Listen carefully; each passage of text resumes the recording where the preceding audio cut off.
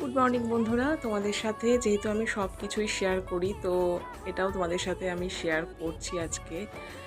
তো এখন আমার কাজের প্রেশারটা বেশ অনেকটাই বেড়ে গেছে। তোমরা জানো যে আমার মা হসপিটালাইজ ছিলেন, তো বাড়িতে এসে গেছে, তো অন্তত 11-12 দিন হয়ে গেছে বাড়িতে এসে গেছে।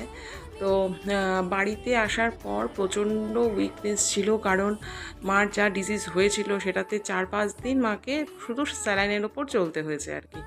তারপর একদিন খাবার দেওয়ার পরই বাড়ি ছেড়ে দেয় আর কি। প্রচণ্ড, যেহেতু শুধু স্যালাইন চলেছে, প্রচণ্ড উইকনেস ছিল। তো বাড়িতে আসার পর মা চলতেই পারছিলেন না।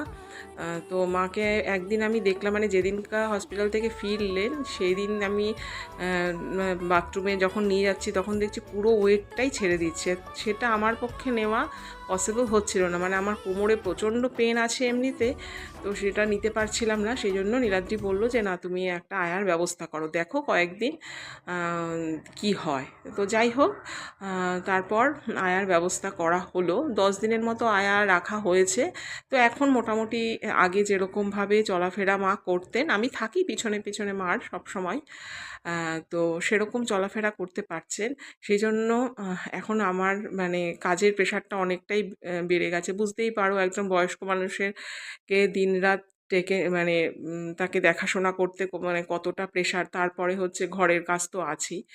তো এটা তো করতেই হবে আমাদের সন্তানদের, তো কর্তব্যই মা বাবাকে দেখা। যাই হোক, যতটা পারছি দেখছি, এই আর কি। এই জন্য একটুখানি ব্লগগুলো ঠিকমতো আসছে না, তোমরা একটু মানিয়ে নিও। তো চলো, আজকের মতো আসছি। সবাই ভালো থেকো।